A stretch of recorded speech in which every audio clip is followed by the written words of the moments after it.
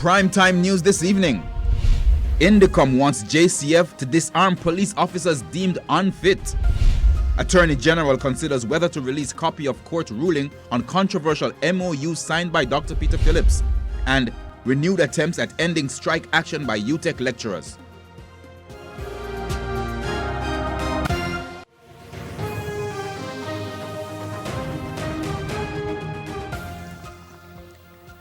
Good evening and welcome to Primetime News, on air and online at onespotmedia.com. I'm Herman Green. And I'm Janella Precious. Also this evening, the top business stories of the day. Vashon Brown has our preview. Thank you very much, Janella. The Jamaican dollar is sliding and Jamaicans are squealing under the pressure.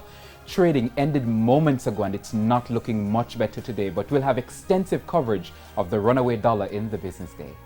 Okay, thanks, Vashon. From Vashon, we go to Karen for what's coming up in sports. Karen. Thanks, Herman. Well, the schoolboy football season has entered the business phase, and the Manning Cup defending champions were in devastating form today. I'll tell you all about that later.